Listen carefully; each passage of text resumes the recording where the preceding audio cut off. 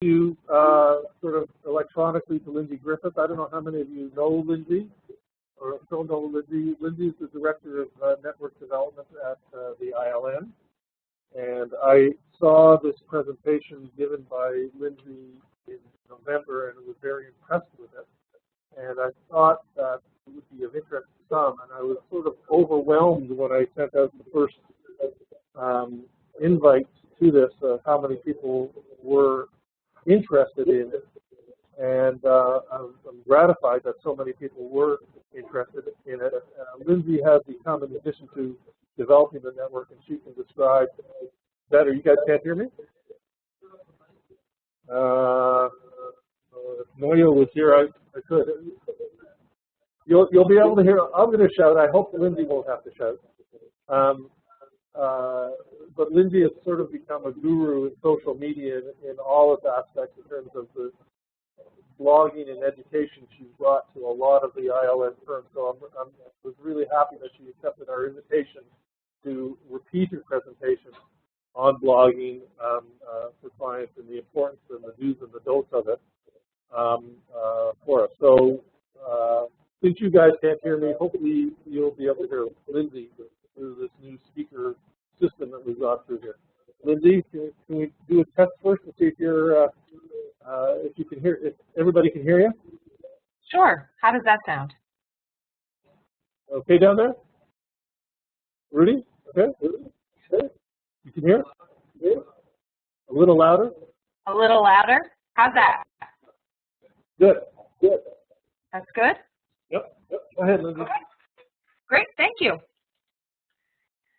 Good afternoon. As Michael said, my name is Lindsay Griffiths, and I'm the Director of Global Relationship Management for the International Lawyers Network, of which Fogler-Rubinoff is a valued member. Today, I'd like to talk to you about one of my favorite topics, blogging. In particular, we're going to talk about blogging for clients and how online relationships can lead to real-world clients. Some of you may be blogging already or just subscribing to and reading a number of blogs, and there will be some valuable suggestions for how to use your blog for business development. For those of you who are not yet blogging, this may provide you with some inspiration. If you have any questions, please type them in the chat box on the webinar platform as you think of them, and I'll answer them at the end of the presentation. My thoughts are taken from a combination of webinars that I attended in 2012.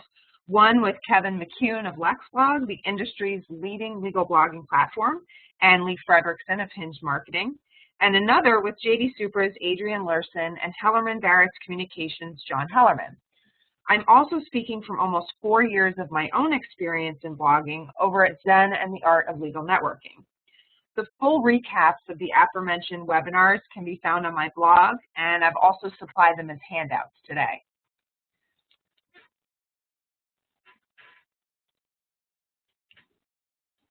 Many people believe that online marketing is just for kids, or it's more useful for B2C marketing than B2B.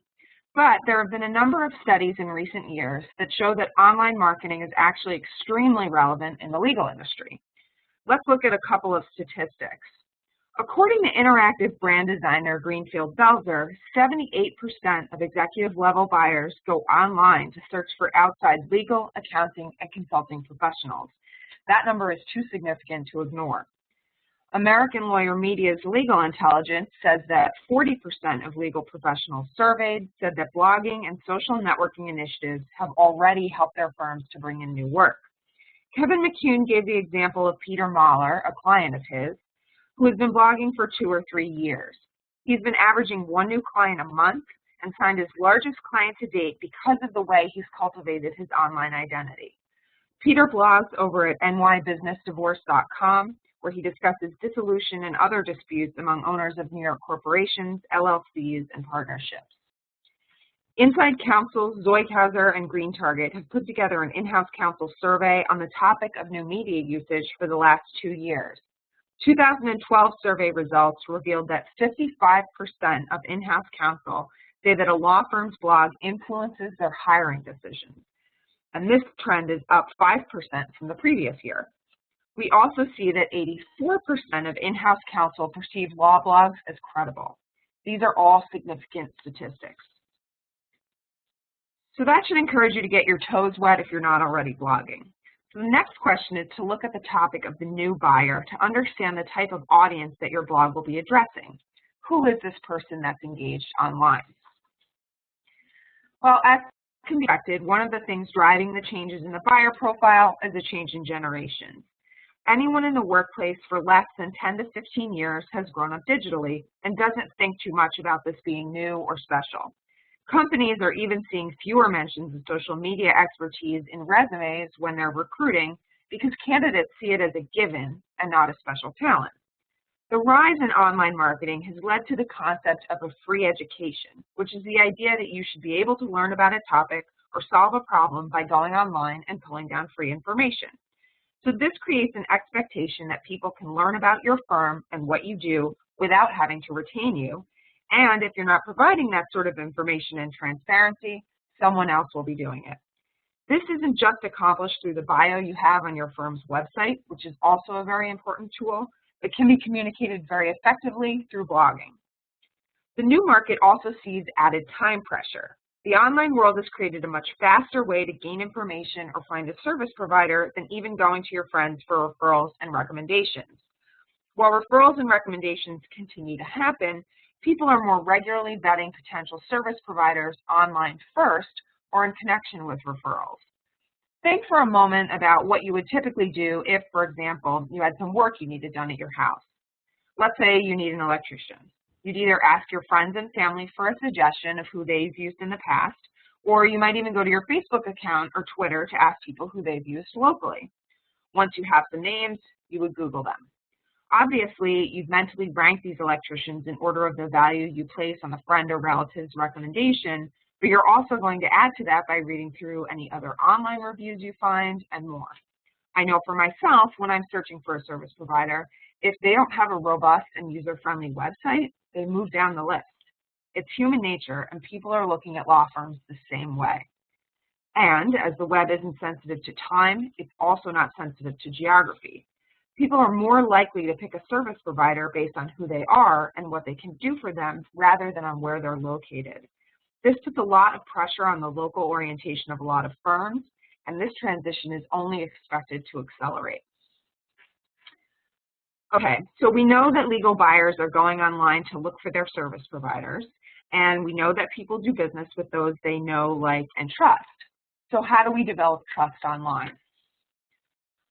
Lee Fredrickson talked about the two models for developing trust and said that in the real world, these models are becoming more interchangeable and even combining.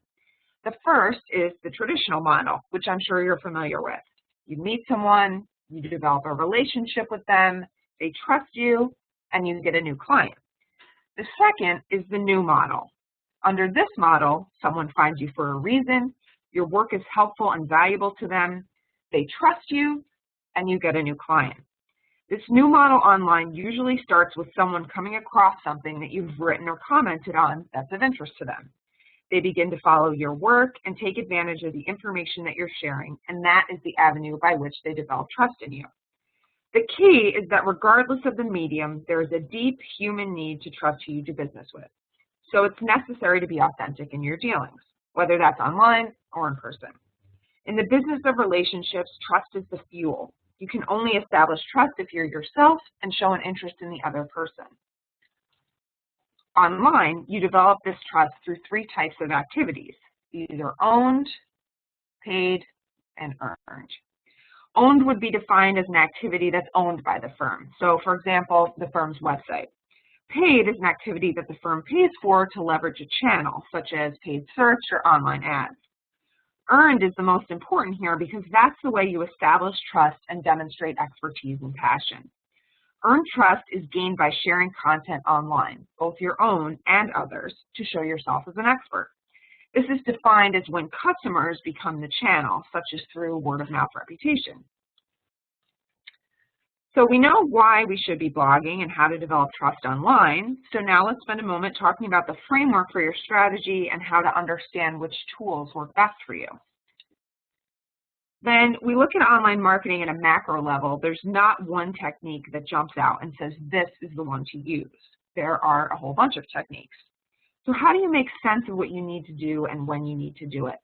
The presenters in the Blogging for Clients presentation talked about the content model, which shows how various techniques fit together. It's a series of steps that have escalating levels of interaction and trust with the client, starting with a point where they've never heard of you. Marketers might refer to this as a sales funnel, while business developers will call it a pipeline. The first element of the content marketing model is creating different levels of content and opportunities to interact. On the lowest level is the kind of content that doesn't require any registration or sign up besides going to your website or looking at you on social media. This would be things like blog posts, web content, downloads, and articles, all of those things that you're sharing online. This is what attracts people in the first place. Then at some point, you're going to have content at the next level of engagement. This may be an e-newsletter, a webinar, an ebook, something that's more valuable so people are willing to sign up in order to have access to that information. They give you their email address, and that begins a dialogue. Beyond that, the next level of interaction is where you're actually engaging with them on the specifics of their situation, whether that's a phone consultation or a demo. This requires more from them, more of their time, and they're not going to do it unless they have an interest in learning more or engaging with you. Finally, you get to the level where you get a request for a proposal. Along the way, it's not enough to have your content just sitting there. People have to be able to find it, and that's where promotion comes in, along with things like SEO and social media sharing. The last step in this process is converting them, having them walk up the stairs of engagement as they become more comfortable and interested in what you're doing. And there's a natural qualification here. If you're offering interaction and these things, the people who take the offer are naturally more interested in what you're doing and thus become more qualified. To keep things simple, the main idea here is that you're looking to become a trusted authority. The best way to do that is to take the time to understand your clients and potential clients' businesses. What are their problems and solutions? They don't want you to talk about what you do. They want you to demonstrate that you understand their business and how to help them. This is not about you. You're not sharing about how smart you are. That's where people often get trapped when they're thinking about thought leadership. Thought leadership is not about how much you know or how smart you are. It's about how helpful you can be to potential clients and people in your marketplace. Thought leaders are aggregating and curating information. So let's move on to talking about blogging as a tool for this. Blogs are a flexible medium that allow you to demonstrate your expertise and what you're passionate about. They allow you to control your content and use it offensively.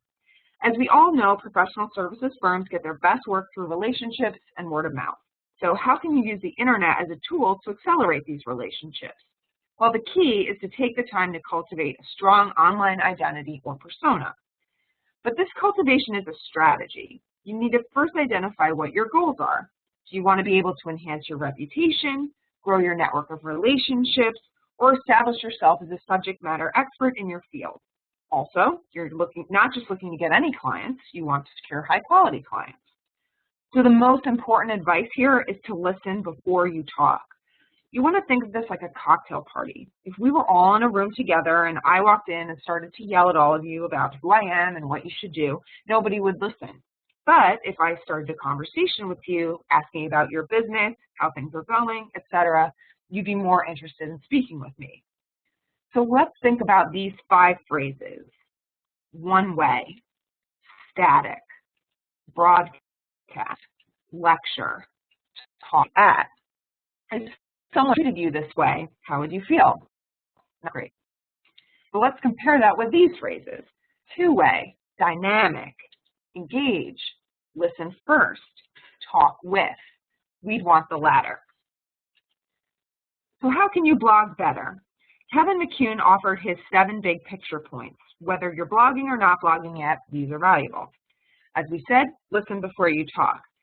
Set up listening tools to create situational awareness about what's important to your audience. Some of these tools would include things like Google Alerts, Zeit, Twitter, and Facebook. I'm not going to go into the details of these tools today, but if you're interested in discussing them further with me, I'd be happy to walk you through using them. Strategy first, tools second. Kevin talked about a lawyer in Seattle who authors Venture Alley, a blog whose point is to connect with the entrepreneurial community in Seattle. Before launching the blog, he set up a Twitter feed and started listening to key influencers, angels, VCs, entrepreneurs, so that he could craft his strategy for blogging. Your authentic content matters most. Cousin a blog authored by a trial attorney with a stuttering problem. He wrote about it, which was a big gamble, but said that it doesn't have to be a disability. His post was widely disseminated, and he's highly regarded and effective in court. That's authentic. Now, obviously, that's the extreme, but the idea here is to make sure that your personality comes through your blogging. That's how you're going to connect with people. Leverage and repurpose. As professionals, you're already getting paid to do certain work, and you often have to engage in professional development. You can leverage and repurpose this paid work. For example, how about turning your notes from a CLE program into a blog post, or a speech that you've recently given into a series of posts? I often use content from webinars I've attended in my blog, or inspiration from articles I've read, while always giving credit. Converse with the right audience. This isn't just clients and potential clients, but also what we like to call amplifiers and influencers.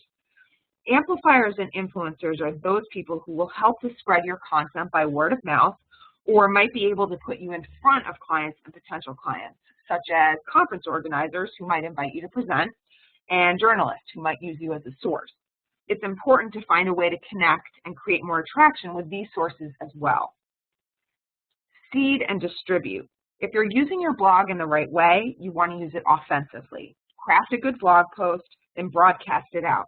Tweet about it, link on LinkedIn, etc.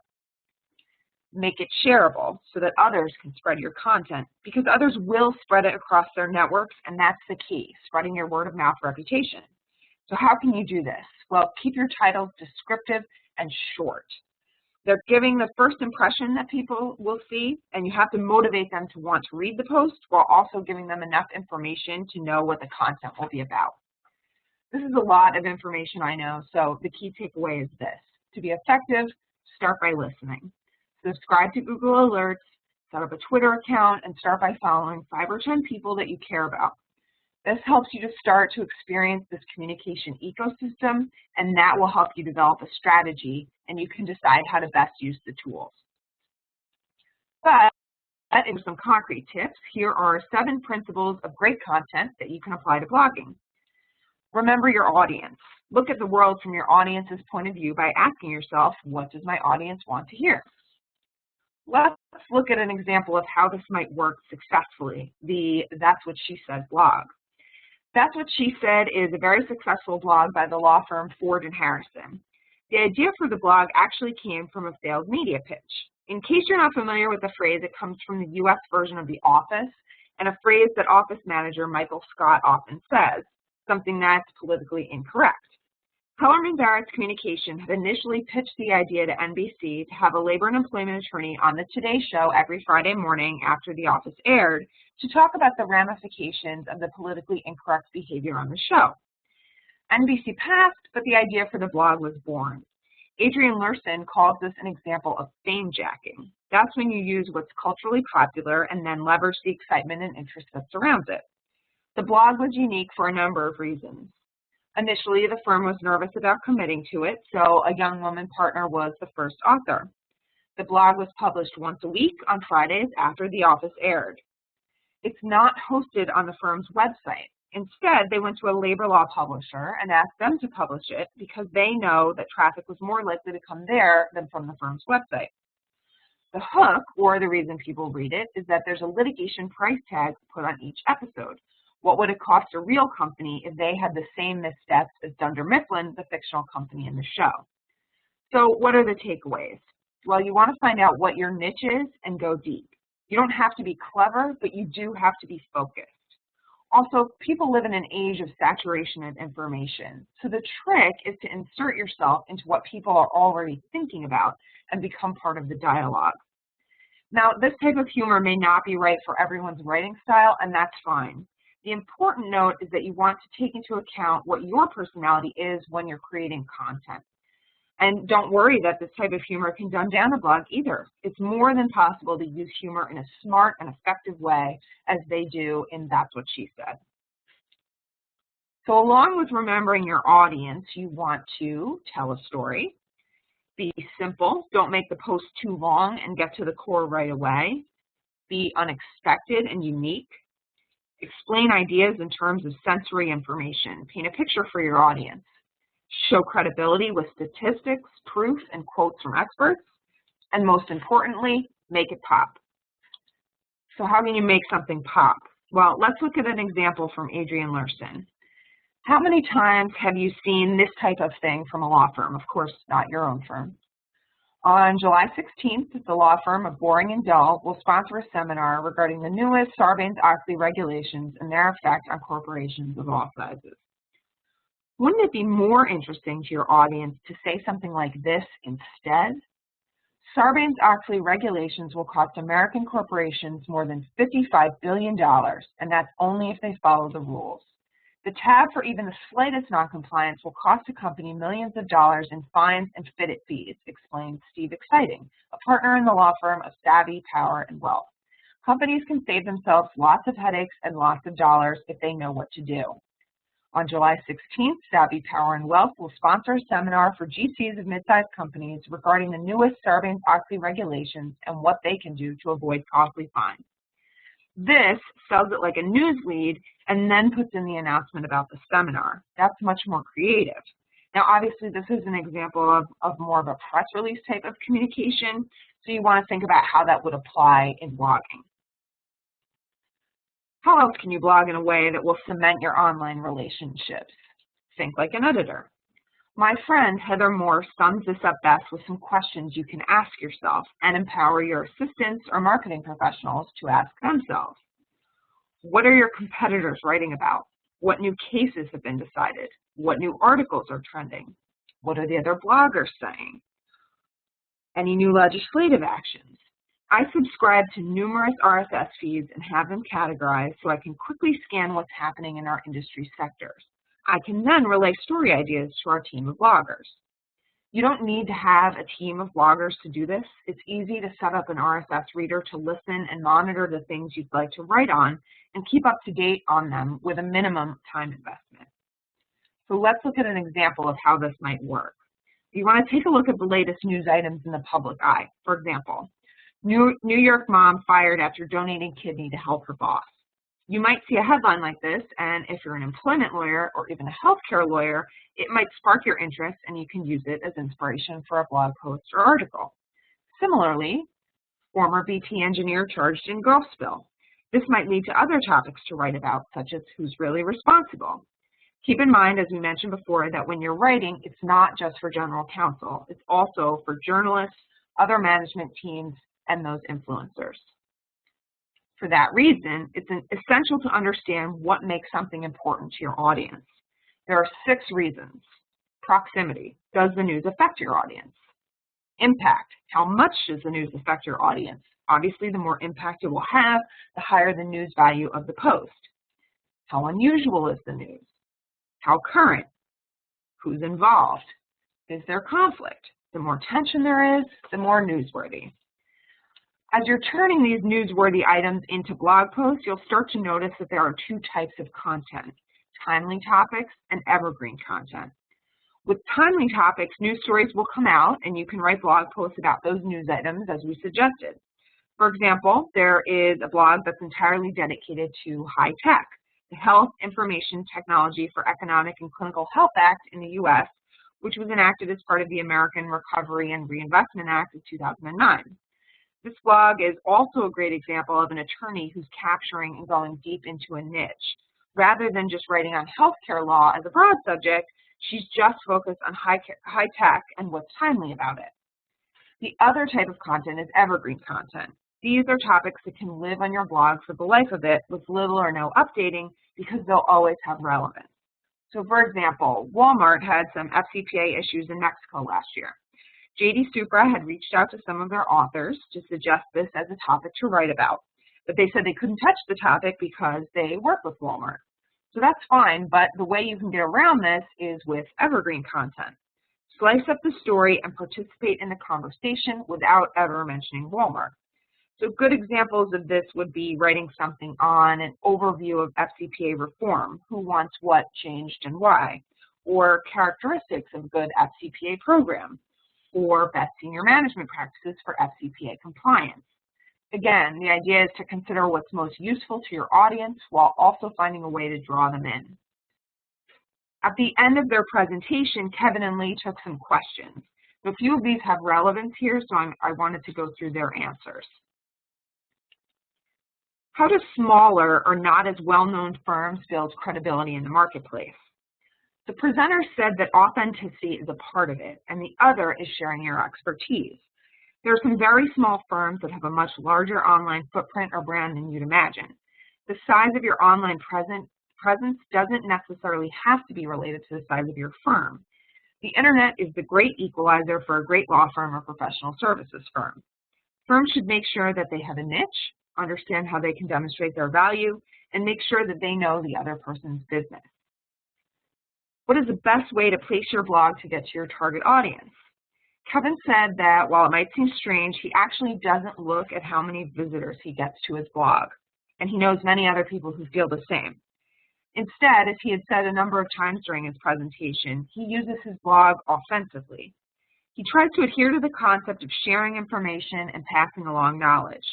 Then he positions his blog in the places that he wants to be seen. So he identifies ahead of time the amplifiers, influencers, and thought leaders that he wants to reach. He may tweet about it or post on LinkedIn. But don't try to artificially drive traffic to your blog. Instead, you want to try to take the time to understand what your strategy is and create this situational awareness. Who does this post matter to? Then use social networking platforms like Twitter, LinkedIn, Facebook, or Google+ in an integrated way to spread your message. How do you suggest promoting a blog to gain leadership? The answer to this is simple. Write good, authentic, quality content. You need to be methodical, develop your authentic voice, and develop the author you want to be. Once you have a good blog post, make it easily shareable and share it on the platforms that we've mentioned. But you don't want to be pushy. You just want to try to ignite people's curiosity. And what is the optimum length of a post? Well, it depends. Some people, like me, write long posts, while others may never write more than 300 words. It's generally accepted that the optimum post length is 300 to 500 words. However, you should develop your own style, and you can always break up longer posts into series instead of keeping them as a single post. There are also other considerations, such as the readability of a post. If a post includes bullet points, short paragraphs, numbered lists, etc., that can make it easier for people to skim and look for the information that they want to digest. The post then feels shorter. The presenter suggested, though, that you basically want to trust yourself. Think about which blog posts capture your attention and motivate you to action, and then take direction from those. So we have about 15 minutes left for questions. So if you have any, please type them into the chat box on the screen, and I will be happy to answer them. And you can also reach me at any of these places here.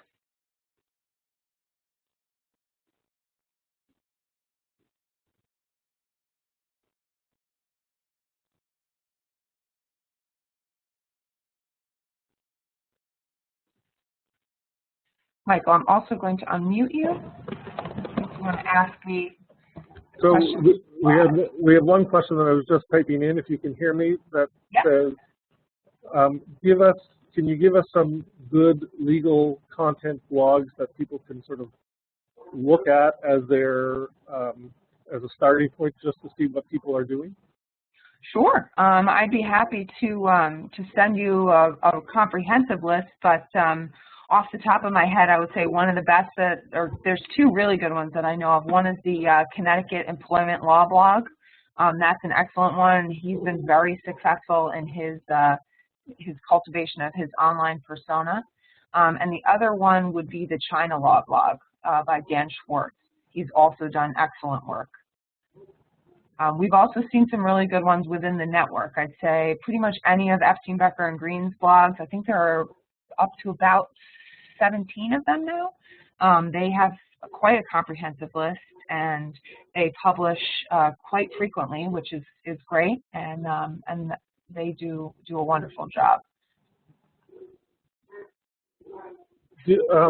I've got a question, sort of in terms of where we're going with this. Like I was actually surprised to find how many of our lawyers are actually blogging, although we've done it in a relatively scattered, non-connected way to our website. Do most people do this in like standardized form if they're all in the same law firm, or does everybody tend to do their own thing with just links to our permanent site at the website, or how do people actually set up their blogs within the firm context as well? Well, I'd say that actually takes both forms. I think what bloggers would say is generally been the most successful is the more ad hoc way of doing that, which is having attorneys set up their own blogs and then linking back to the firm. I think you can do it the other way. I know Epstein, Barker & Green has all of their blogs sort of branded under the firm logo, which really makes them feel more part of the website. And I think some of the concern with doing that in the legal industry has been that maybe that's just all sanitized information versus the more honest type of personalities that you see with most blogging, which can make the general counsel's view of them, I guess, a little bit more jaded than it would be if they just thought of it as, you know, an individual attorney's perspective. And I think that also makes the bloggers often feel that they're limited in the content that they can share as part of their blog. As I was saying before, this concept of a free education and wanting to be an aggregator of information, you want to be able to share information from a number of sources, whether or not they're within your own firm. People are concerned that that will make, you know, dilute the information a little bit, or it might make people more likely to, you know, not hire a firm if you're recommending that people read something your competitors have written. But what's been found is that actually the opposite happens, that the more you share, the more you are seen as an expert in your field, because you're, you know, on the cutting edge of the information that's out there, and you're sharing whatever is most topical, whether or not that's directly from your firm or not. So I've seen it done both ways, but I feel that the more successful way is when you're having an individual blog sort of on their own platform under their own blog brand, and then linking back to the firm and having the firm assist in promoting it that way. That's helpful. Anybody have any questions? Any other questions? So how do you promote a blog? Question? So how do you promote a blog? Well, there's a number of ways you can do that. I think the best way that I've seen is doing it organically online. It's developing profiles on all the social networking sites like Facebook, and even Facebook. Facebook is really popular. It's not necessarily considered the most professional, but there's such a huge audience there that you really can't ignore it. So there, LinkedIn, Twitter, Google+, and Google+ is mostly for search reasons, but it's still being used, and a lot of people think it's the next hot social network out there. So basically, you know, as I said earlier, start by listening, figure out which social networks your clients and the influencers in the various practice areas that you're looking to speak to, where they are. And that may be more on Twitter. There may be groups on LinkedIn that you want to join and then share each individual post over there. And the best way to do that is more sharing it in a conversational tone versus, you know, we've just put together this new blog and it's on, you know, employment law in Toronto, and, you know, but instead say, okay, here's this hot topic, we've just written on it, this might be of interest to you. And speak to each of those audiences differently. I tend to post things in a number of places and just sort of link to the title, which is not necessarily the best way to do it. Some people recommend that you address each audience individually, but we found that that works well. Some people have also said that when they're speaking at conferences or if they're hosting their own client events, they'll announce that there's a blog in those areas. to interest people. Another way to do it is to include a link to the blog in everyone's signature, or just the relevant signatures, email signatures for the practice groups. So you can do it in any number of ways. Some people started including it on their business cards, and obviously the link on the website is very good, or even starting your own page on Facebook dedicated just to that blog or that topic. Same thing on LinkedIn, starting your own group. Some people will also start their own Twitter handle just dedicated to that blog or that topic, separate from what the firm itself might be doing, and then have the firm also share that information in addition to individuals sharing it. So one thing that I think we're trying to develop here, we haven't quite figured out the strategy to do it, is to vitalize or revitalize a LinkedIn firm page. And so if we did that, how can our individual bloggers, get their posts distributed more through that? Is there a way, I guess, is the question, to do that? There is. I believe that on LinkedIn you can post individual articles to the firm page. Normally I'd suggest doing it 3 ways. Have the individual bloggers post the links to their own posts on the page. It helps legitimize it if you've got a number of different people doing it rather than just one person always posting it. Also have those individual bloggers post the links to their individual profile pages, which helps, again, you want a number of instances of the post appearing.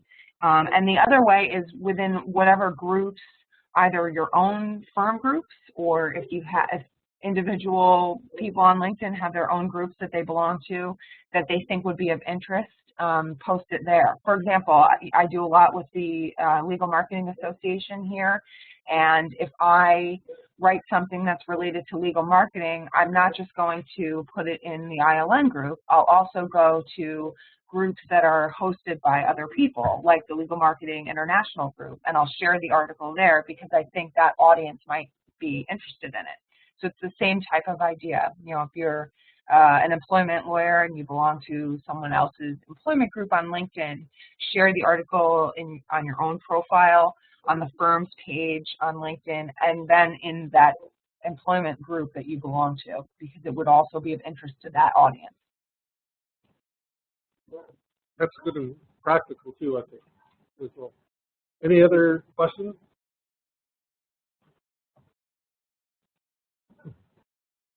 I see none. It's hard to see down the end of this room. Maybe you've attracted such a large audience, but I'm happy to hear it. I don't think we have any more questions, and just want to thank you very, very much for doing this. I believe it's an excellent presentation, and we really appreciate it. My pleasure. If anybody has any questions that they want to ask me privately, that's fine too. I'm happy to answer anything by email, or you can find me at any of the social media places on the screen. Great. Thanks very much. Thanks, Lindsay. Okay, now how do I disconnect?